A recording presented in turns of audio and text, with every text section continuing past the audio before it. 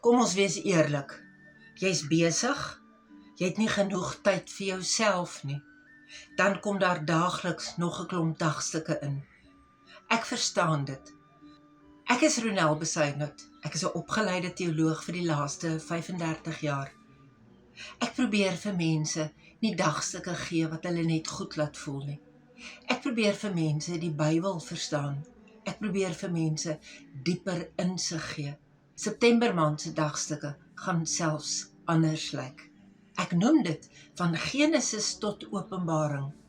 Ek probeer die goue lyn vir jou wys, wat van die begin af tot die einde daar is. Het jy al ooit gewonder waarom die Bybel in 'n tuin begin en in Openbaring eindig in 'n stad van goud?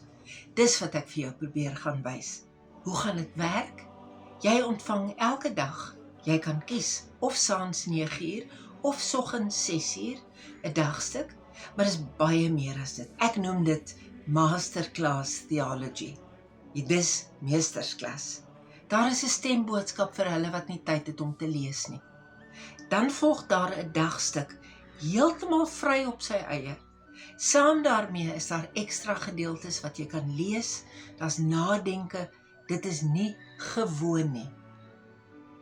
Ek probeer mense wat besig is in ag neem. Daarom wil ek vir jou dankie sê dat jy oorweeg om dit te volg.